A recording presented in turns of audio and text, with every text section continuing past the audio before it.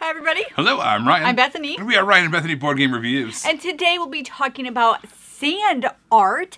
This is designed by Corey Jordan, and it will be published by 25th Century Games. But before we preview this, we just want to remind you to subscribe so you can see all our videos as they come out. We do reviews, we do top 10s, I'm doing solo content. Just make sure to subscribe so you can see all of that as it comes out. Now, sand art. All right, so I'm sure as a child, all of us have done these sand art. You take these colored sands, you pour them into a bottle, and if you're really cool, you're really skilled at it, you can make these cool designs out of it. Some of us, though, we just kind of dump sand in. Heck yeah, man, that's what we did. Or like you have the stencil. Do you remember like you? Oh, you try to like poke it down to make little things in it. Yeah. And then you give it to your dad for Father's Day. Yeah. And he put it on his desk at work for like a month or two, and then wait till you forgot about it, and then throw it away. Exactly. That's 100% what happened. Yes, in 100% of the cases. So that is what's happening with this game. You're throwing away your kid's artwork. No, you're the kid making the sand art, or maybe the adult making the sand art, trying to make these beautiful designs inside these glass jars, filling them full of colored sand, trying to get the most amount of victory points. I'm going to do a full teach showing you how to play. All right, to set up sand art, basically every player is going to get one of these pages of this giant tablet here. You're going to give them that. Every player is also going to get a set of 6 of those colored pencils. Based off the number of players, you're going to set out these 6, 7, or 8 of those table cards. Those are going to be basically your actions that you're going to take during the game. And on either side of that, you're going to put the 2 and 3 layer cards, as well as the 5 layer card. The 2 and 3s are going to be kind of the more simpler ones to achieve. The 5 is going to be much more complicated, but more lucrative. You're going to flip over a couple so that way you have one of each 2 and 3, and you have 2 of the 5s flipped over. Those are going to be the ones that you're going to be actively trying to work towards. However, as you'll see later on, those might go away, so don't be completely tied down to those. And then also we have a lot of objectives across the top here. This is going to be one of the main ways that you get your victory points.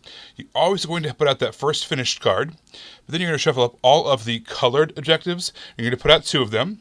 Then you're going to shuffle up all of the pattern objectives, and you're going to put out 3 of them. All right, you are now all set up and ready to play. You're going to start by picking your little hand figure and putting it on the board, either on the far edge over here or on the far edge over here, with the thumb pointing towards the middle of the table. So let's say the red player chose this over here. Let's say we are the blue player, and we're going to put our hand over here. There's also a really nice first player marker. You're going to give that to whoever's going to take their first action. Let's go ahead and take that for ourselves right now. You're also going to have an opportunity to name your sand art shop and give yourself a logo.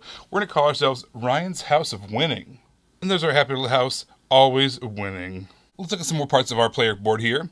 We have all of our different blank spots where we're going to fill in the sand that we've accumulated. So if you take 5 sand of blue, you're going to shade in 5 of those little blue areas. If you take in 3 yellows, you're going to shade in 3 yellows. Later on, we're going to get a chance to mix sand together. When you do that, you're going to cross off the sand that you used. Let's say we're making purple sand. We'd cross off 3 blues, 3 reds, but then we'd fill in 3 purples. And then obviously we're going to have the chance to pour the sand into our bottle. We're going to do that from the bottom going up. And what's going to happen is you're going to use as many dots as you have spots. So if you wanted to fill in 1 dot of purple, you'd fill in that bottom spot.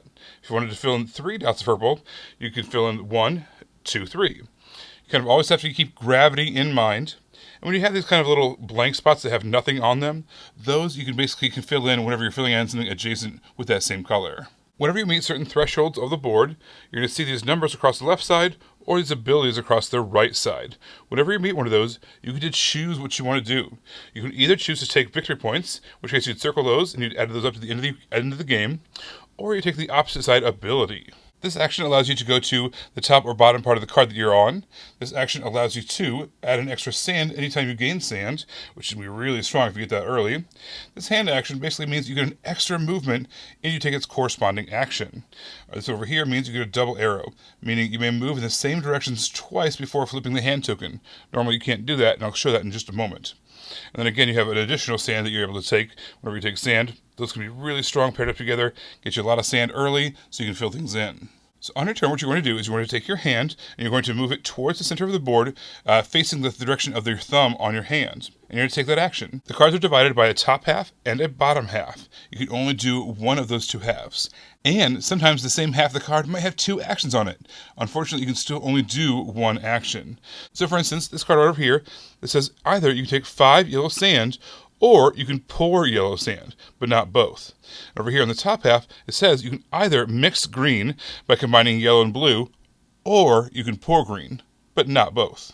That funnel symbol means you can pour things. That gray funnel over there means you can pour any color, but usually most of the time you're going to find ones that are associated with its various colors. So let's take our hand, let's go over here, and let's take 5 red. When you land there, you're actually going to flip your hand around so that way the thumb is facing the opposite direction. Then you're going to do that action. In this case, we're going to take our red colored pencil, we're going to color in 5 red. Now it's time for the red player to take their turn. They're going to be going this way. They cannot go on the same half of the card as we are. They can go to the same card, just not the same half of the same card. Let's say they go all the way over here and get some yellow and blue. By going there, they'll be able to take 2 yellow and 2 blue sand. After all players have taken their turns, they're going to pass this to the next player on the left, and every player is going to take another turn and keep it going in that direction, clockwise, and then passing this, keep on going clockwise. In a 2-player game, that basically means you'll be taking 2 turns at a time, almost all the time. The red player just went, so they're going to take their action. Now we pass them the first player token, they're going to take their action again. Maybe they come over here, and they grab 5 blue, and flip their hand over. Alright, so let's go over here, let's get some yellow sand. We're going to fill in 5 yellow sand. And then the red player is going to pass us the first player marker, and now it's our turn right away again. Now let's go ahead and mix some paint. We've gathered some red, we've gathered some yellow, let's make some orange. Now it says there, we're on a 1-to-1 ratio. We can spend any amount of red and any amount of yellow to make that same amount of orange.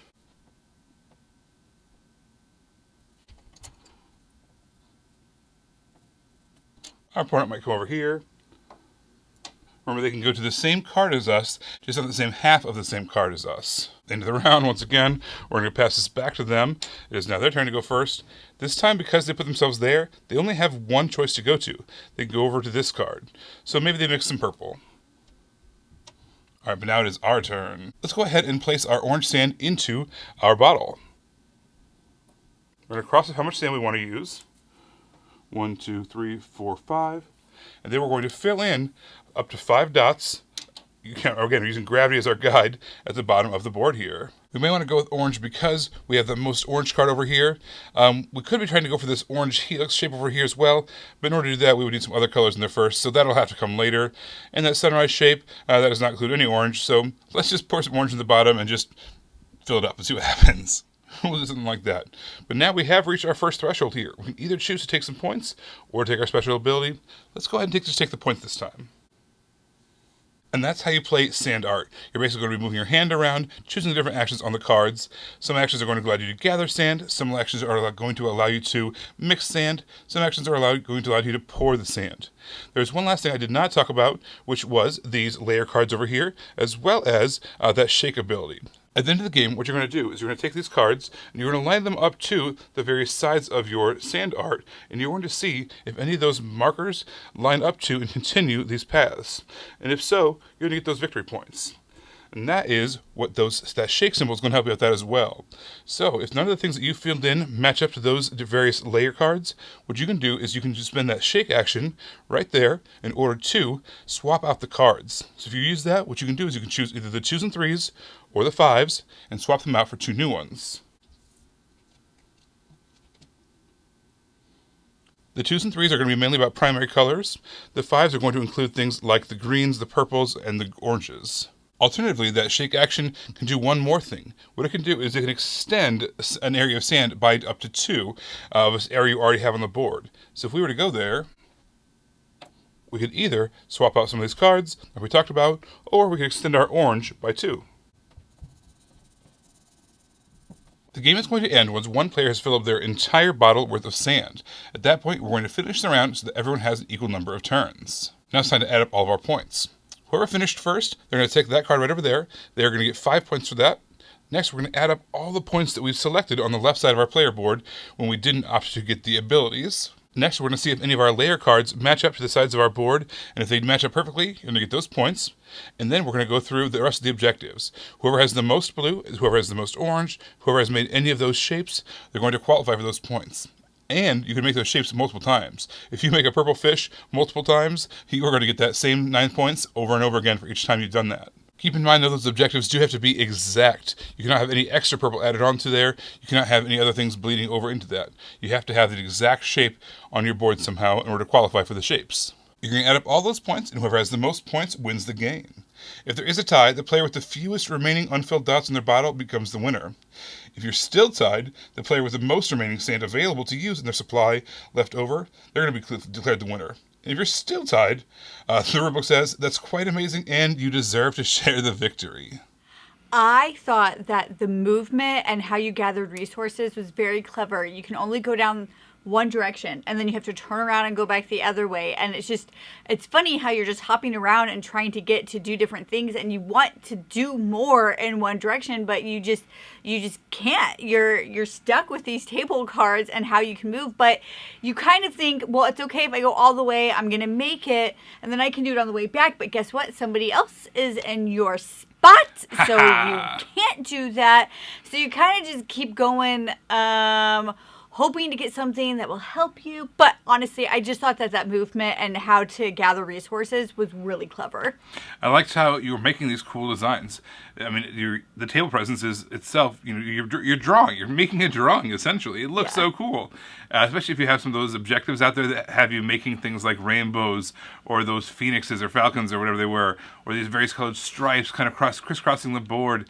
I love how you're just feeling this thing with this essentially you're just making this little bit of art. I know it's art in the title, but I just think it's a really fun mechanism as it's kind of serene in a way, right? Yeah. Oh yeah, it's super chill. There's this game we used to play with our girls all the time, and I know we played it all the time because we ran out of the pads. But it was There's called, like 4 of them, the pads. There's 4 different pads, and we played through the game thoroughly. It was a roll and write game called Color It, but you had these different colored pencils, and so you'd color in certain parameters depending on what color sheet you had. And this was like Color It for adults. It's kind of peaceful as you're drafting these things and coloring all of this stuff in and trying to get certain colors and trying to get combinations. It just really reminded me of the adult version of Color It, which, like I said, we used every single sheet that was available in that game. I can see this happening for this game too, as the more we play it. On the sides of your glass bottle, you have either the choice to get points or you have the choice to get special abilities. That's a fantastic decision point because, I mean, points are great, right? But special abilities are so tempting, but if I get points, I'll be, maybe able to win. But if I don't get the special abilities, I won't even get a chance to be in the running. So it's the decision point is a lot of fun for me. I think that every time you're playing, it's situational. You're looking around the table, you're trying to figure out, well, I'm ahead right now, so I have a little bit of room to take a special ability.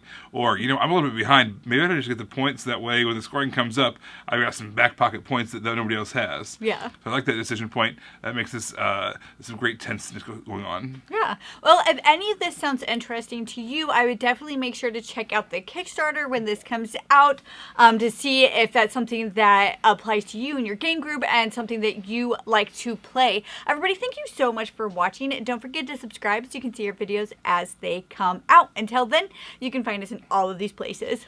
You guys, thanks for watching, and we will see you next time. Bye. You guys, thanks so much for watching. This game was provided to us by a publisher in exchange for a fair and honest review. And if you want to see more stuff, check out over here to see something we think you might like.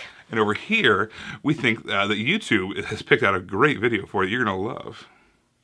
Thanks, guys. We'll see you next time.